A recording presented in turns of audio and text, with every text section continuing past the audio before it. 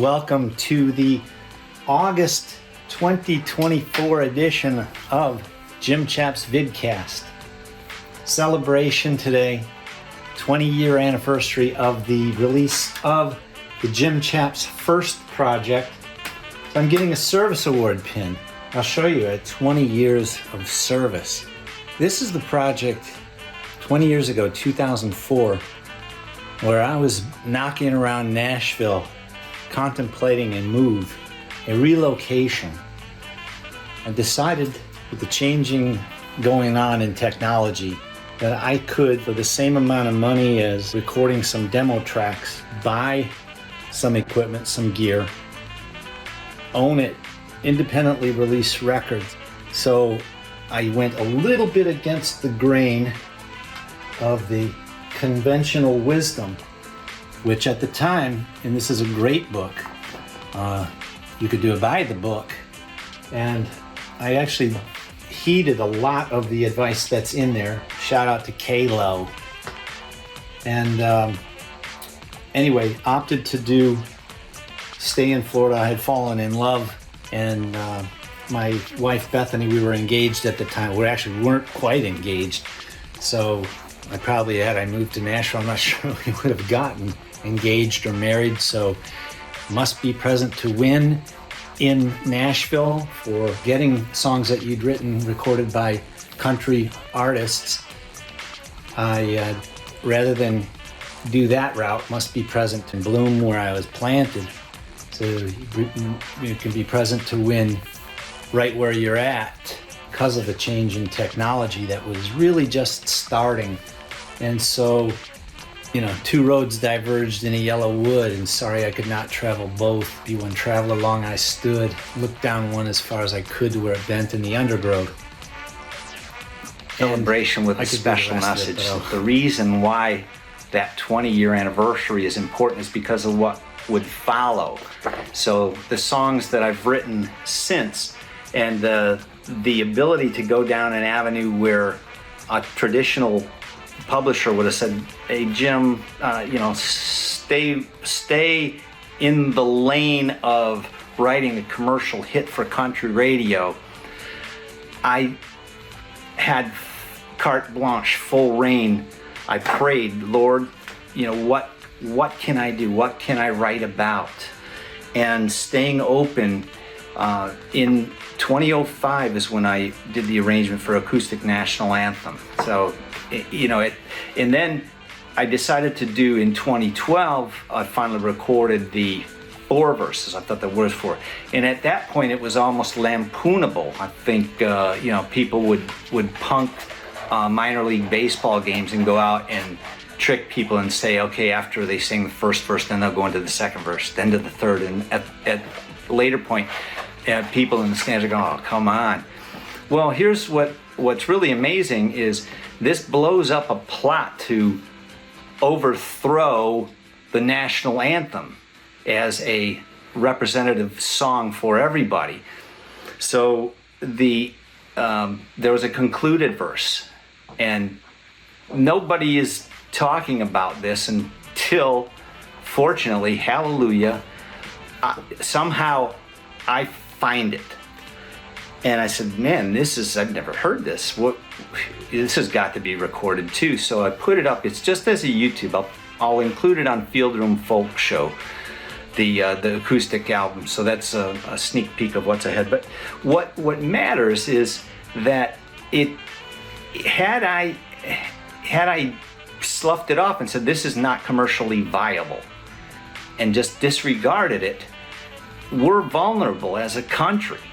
So a lot more people have opened, the scales have fallen off of our eyes collectively, and we can see how people, we do have enemies within. And that's literally a line in that concluded verse.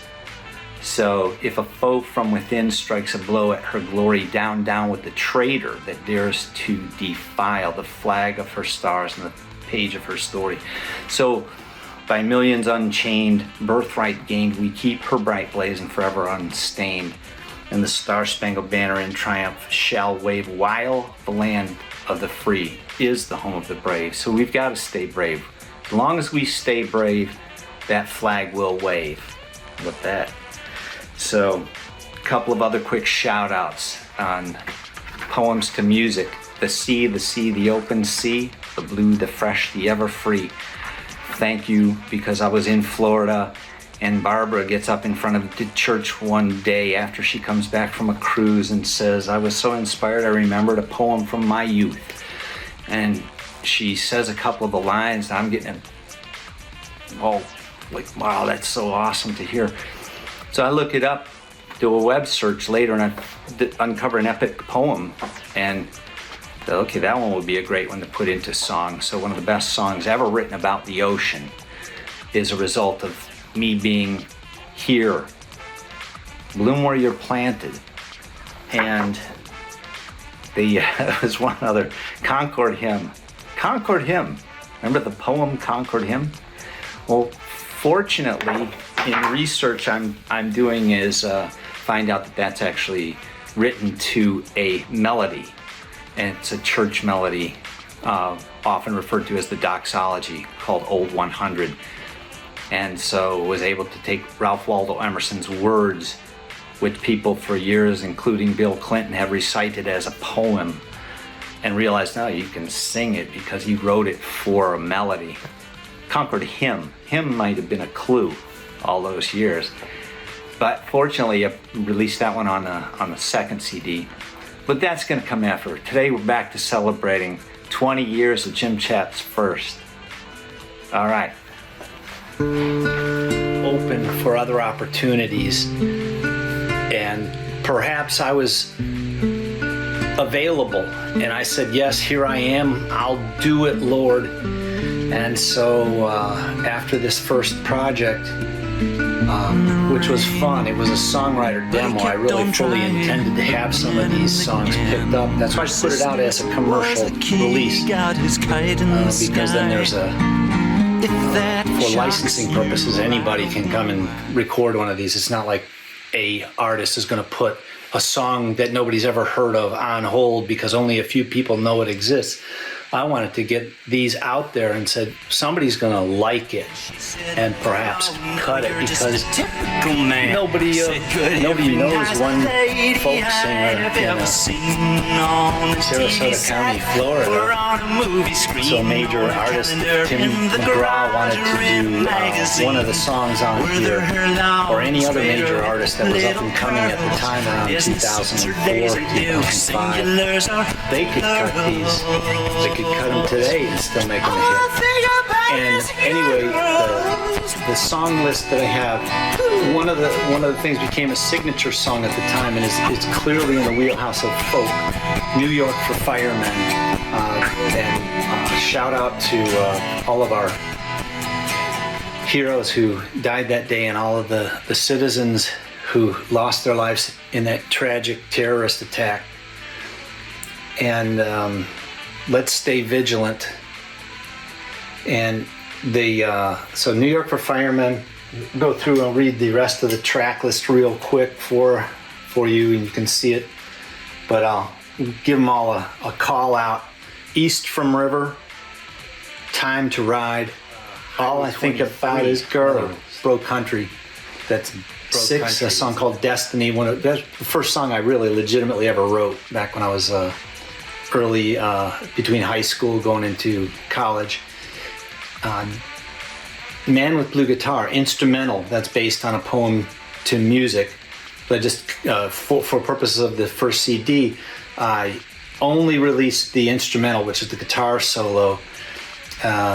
Number 8, Ride of Time, real poignant song. Number 9, Tell Yourself You Can, perhaps the punniest song on record, pun intended, on CD, the punniest song on CD. Tell Yourself You Can. Number 10, One-Eyed Mouse, I'm going to come back to that.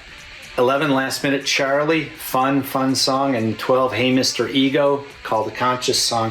Let me go back, track 10 here now, One-Eyed Mouse. I actually have the reason that this song exists is because of this little trinket. You're going to see a trinket that came out of a gumball machine. Back when I was in college, I was writing songs back then. Anyway, let me get this up there. So you can see a trinket came out of a gumball machine, and it's this chain. So I had taken the other part of it off, and so I look at it close, and you can tell obviously it's a mouse with a long tail. But what's unique and caught the attention was you see the eyeball, one, but it's painted in black, a little dot. Well, that one, I don't know. Quality control must have missed that one at the factory in, I didn't even say, but it really does say on here, it's made in Hong Kong. He doesn't cost much to feed. I bought this in 1978, He's tops. I want to say, 77. Lives in the basement where we keep the mops. Tail stretching far behind him, so long. Rumor has it he was made in Hong Kong. One-eyed mouse scurrying across the cold cement floor, watching where he's going is a real chore. Only half vision makes awkward his gait. Like to take him fishing and use him for bait.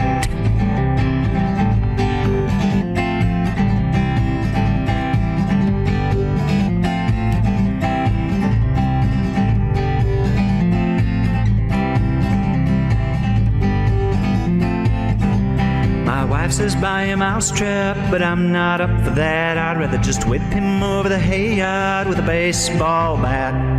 Cutest little ears that I can ever recall. I think I'll buy some nails and tack mousers to the wall.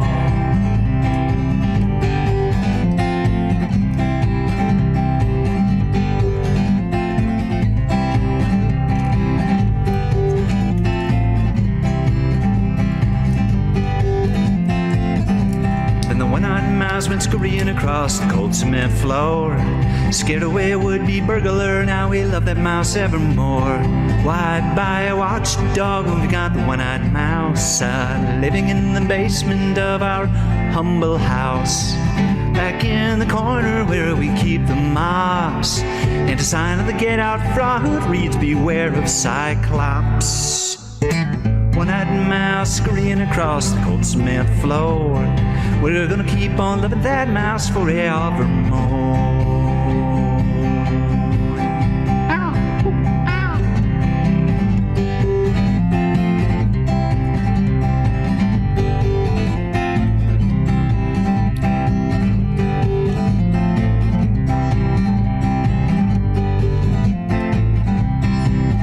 Audition for a writer's night at the Bluebird. A little bit clean cut there. All black. Some wise guy thought, you get stories, I won't tell this one, but there's some funny stuff happened along the way. Thank you for being here. We'll see you in September. Will I see you in September for the Vidcast? Hasta la vista, babies.